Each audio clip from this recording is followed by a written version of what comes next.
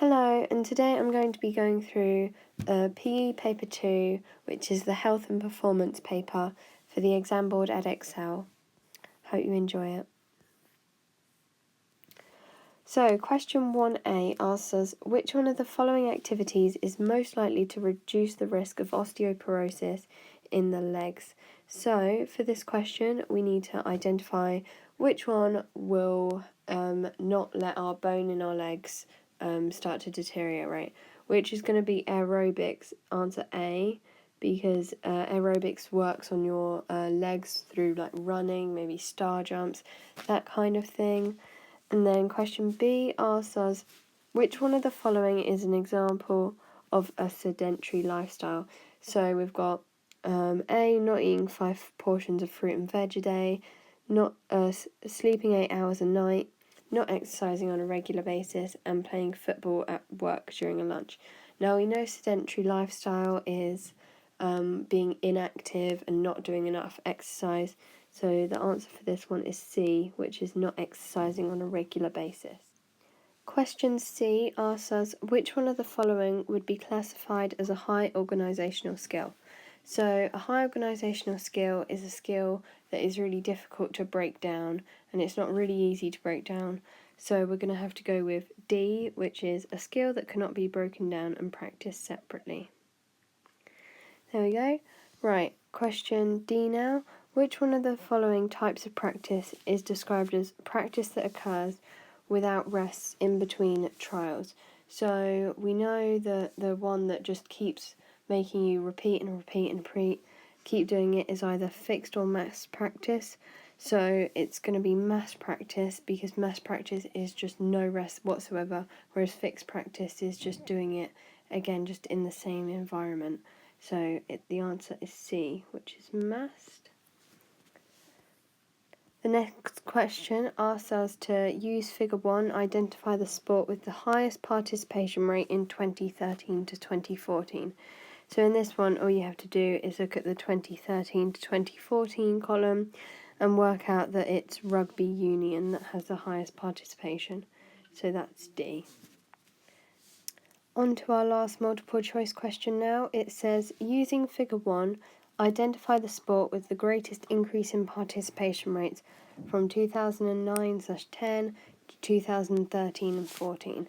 So we're going to scroll up to our graph, and we're simply looking for which one has the largest increase from 2009 to 2013. So we're going to see that is boxing, because we've looked at this one and then it goes to that, which is the highest difference between all the other sports. So we can see, if we draw it on, that this one goes to there, which isn't a big increase. Then we've got this one goes to there, which also isn't a big increase. If anything, it's a decrease. And then finally we have this one, which goes to there, which is a definite decrease. So for that answer, it's safe to say that the correct answer is A, which is boxing. Question 2 says, complete the following statements about the benefits of regular participation in physical activity. So participation in physical activity can provide social health benefits, for example, making friends. So whenever it says something about socially, you're talking about with people, so it's always about making friends. And then we've got an increase in self-esteem, however, is an example of a emotional health benefit. It's also, so there's those 3 types of benefits, isn't there? There's emotional, social, and physical. So self-esteem is to do with yourself, your emotions, and therefore it's an emotional health benefit. So on to question 3 now. It says, figures 2A and 2B show childhood obesity trends for boys and girls from 1994 to 2014. So here's figures 2A and 2B. So the first part of the question says, analyse the data in figures 2A and 2B to determine the changing patterns in obesity levels from 1994 to 2014 based on age and gender. So the first part is age, worth 2 marks. So you'll just get 2 marks for stating 2 separate points. So we're looking at the age first of all, so it doesn't really matter about the gender. So I've written 2 to 5-year-olds generally have lower obesity rates than other genders, and that's correct for both charts. So the age 2 to 5, which is the triangles, are the lowest on both of the charts. So that point would get me 1 mark. So that point would get 1 mark. And then my second point is obesity rates tend to rise as age increases. So we can see that from both the charts. The older the people are, so the circles, the 11 to 15s, that's where the obesity rates are the highest. So, yep, that's on both charts. So that would get me my second mark. So I'll highlight that for you. So for that part of the question, you get 2 marks. The second part says to focus on gender. So I've said there's a drop in obesity rates for boys aged 6 to 10 from 2009.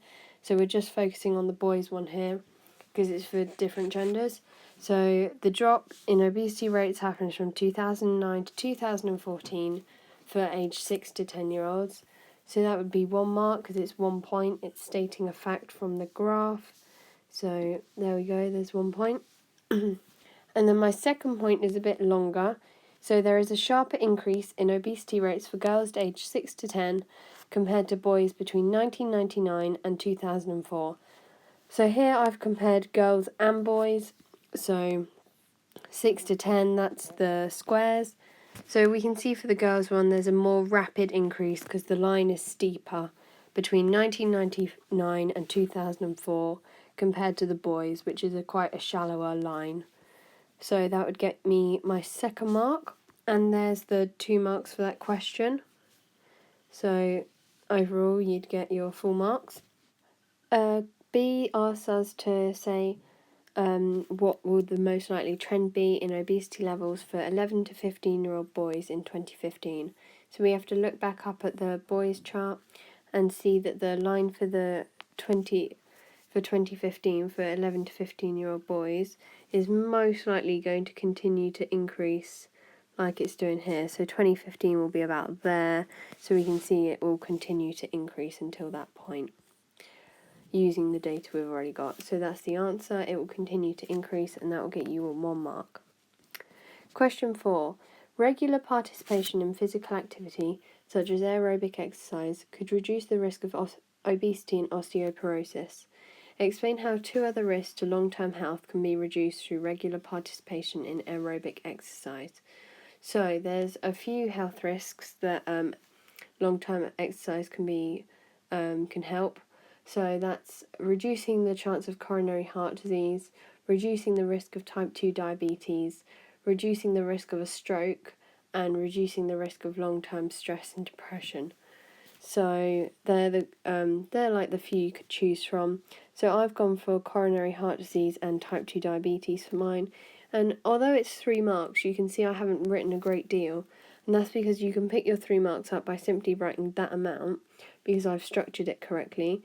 And it's all about maintaining your managing your time, so you can spend more time on the 9 markers, which will get you a lot more marks than just these little 3 markers and 2 markers. So where did I pick up my marks for this? Well, the first mark I picked up was it reduces the risk of coronary heart disease, because that's a point. My second mark was by saying how it does that, so by reducing resting blood pressure. And then I furthered my knowledge of that and said because cholesterol is removed from the walls of the arteries, so that's how the resting blood pressure is decreased, and that would get me my 3 marks. So now I'm on to the type 2 diabetes one. So it also reduces the risk of type 2 diabetes because regular exercise helps to keep a healthy weight, and the body's need for insulin is reduced. So type 2 diabetes is all about the body not responding to the insulin it's produced.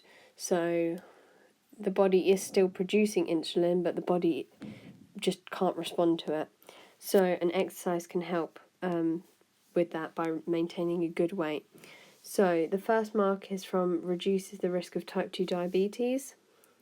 Second mark is by saying regular exercise helps to keep a healthy weight. And the third mark is for saying body's need for insulin is reduced. So that's the 4 marks for those questions. So that would be 6 marks in total for question 4. Question 5 says, smoking is a lifestyle choice. Explain one way that smoking can impact negatively on health and well-being. So there's a few ways this can happen. So it can increase the risk of lung cancer, increase the risk of bronchitis, increase the risk of pneumonia, increase the risk of emphysema. And I've chosen to write about lung cancer because I think it's the easiest to explain. So, smoking can increase the risk of lung cancer. This is because chemicals in the smoke enter the lungs when smoking, and those chemicals can damage the lining of the lungs. So, where did I pick up my marks for this question? So, by saying increase the risk of lung cancer, that's already 1 mark. And then saying why it increases the risk of lung cancer. So, because chemicals enter the lungs when smoking, and then those chemicals damage the lining of the lungs. So that's 3 marks for that question. Question 6. Sports skills can be classified as open or closed skills. Explain how a coach would vary a training session when coaching open and closed skills. So this is one of the continua you need to know. So open and closed. Open is where the environment is always changing, and closed is where the environment is stable. So this question is worth 3 marks. So where did I get my marks? So if the coach is teaching a closed skill, it must be taught where the environment is stable and unchanging. Open skills should be practiced in situations where the environment is changing. For example, dribbling past a defender. This means that the player can get used to being under pressure and practicing the skill in a more game-like situation. So, if the coach is teaching a closed skill, it must be taught in a stable and unchanging environment. So, that's 1 mark.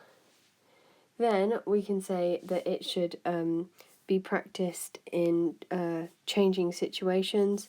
So, for example, dribbling past a defender. So, there we go. That's for an open skill. And then it said this is so the player can get used to being under a game-like situation and being under pressure. And that will be all 3 marks because we've explained how the coach would vary it. So saying that it should be practiced in situations where it's changing and not changing, depending on the type of skill. Moving on to question 7, it says, extrinsic and intrinsic feedback are used when performing in sport. Assess the relative importance of each of these types of feedback to a group of people who have just started learning to swim. And firstly, we're going to be talking about extrinsic feedback. So remember, extrinsic feedback is just any type of feedback given by an external source, such as a coach. So our first mark here is achieved by simply just stating that beginners are new to the activity, so they don't have any past experiences. So that's our first mark already done. And then our second mark is coming from the fact that the coach is using extrinsic feedback to motivate the beginners and encouraging them. So our second mark is there, saying the coach will use extrinsic feedback to motivate beginners.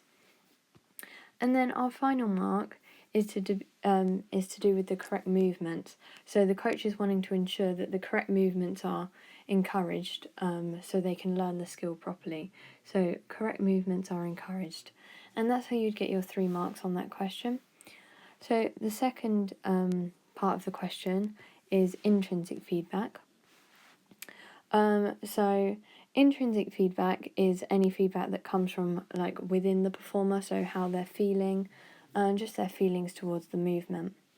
So I've put intrinsic feedback would not be useful for beginners, however it is useful for advanced performers, which is how you get your first mark, by just stating that, because advanced performers do have that understanding and feeling about the skill. So our second mark, therefore, comes by saying that the advanced performers have developed a kinesthetic feel, which is the fancy word for the feeling. So advanced performers have developed a kinesthetic feel. And so the beginners haven't developed that because they obviously haven't had much time to practice on this. And therefore the beginners will not be able to differentiate between a correct and an incorrect movement. So then they could be doing the movement all wrong if they were trying to use intrinsic feedback. So that's how you get your final mark. So we'll not be able to differentiate between a correct and an incorrect movement without relying on that extrinsic feedback from their coach. So, moving on to question 8. During a football match, a football player may display gamesmanship or sportsmanship. Describe the difference between gamesmanship and sportsmanship. So here is really all you need to do is define both of the key terms. So gamesmanship is bending the rules. So this is done by very sneaky players who want to get like an advantage in the closest way possible to breaking the rules without breaking them. So it's bending the rules. That's the key term here, bending the rules. And then sportsmanship is playing to the rules and having a good sporting etiquette. The exam board really like the word good etiquette, so make sure you throw that in there whenever you're answering questions referring to sportsmanship. The second part of the question says, assess the importance of elite performers demonstrating sportsmanship in high-profile sports such as football. So my answer says, it is very important because demonstrating sportsmanship at an elite level will mean that more people at grassroots level will show sportsmanship. This is because the elite performers are role models, and because football has a high media coverage, many players will watch games and therefore copy the good behaviour of elite players. So our first mark is simply saying that more people at grassroots level will show sportsmanship. Then we have to explain why this is happening, and that is because elite performers are role models, so the younger performers will look up to them and copy their behaviour, which is why we need it to be good.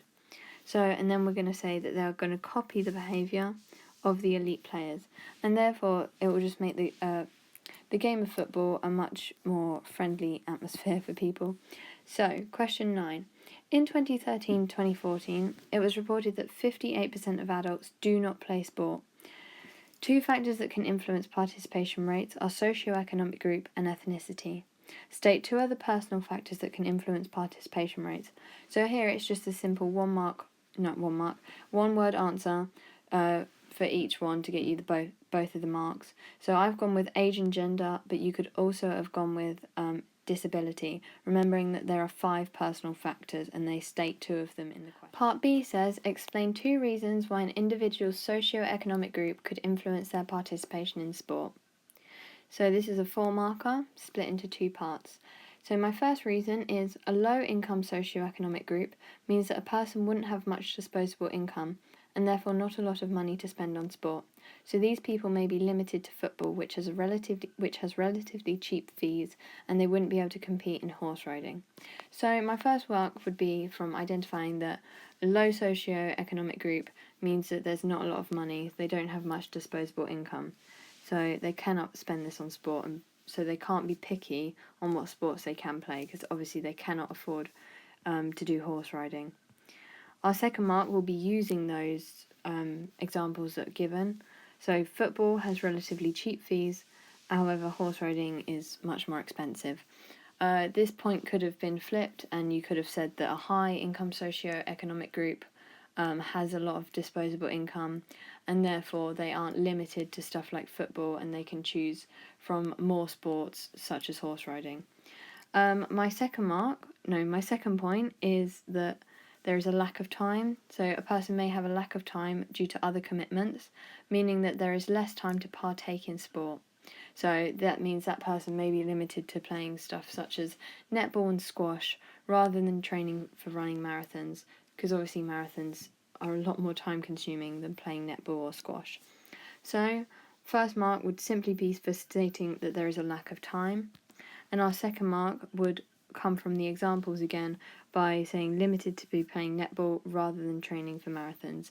And again, this point can be flipped, so you can say that someone may have a lot of time and therefore they're able to participate in sports such as training for marathons and aren't limited to other sports that they could do. So question 10 says, according to research, some sports have higher participation rates than others. Explain 2 ways in which the media can help increase participation in sport.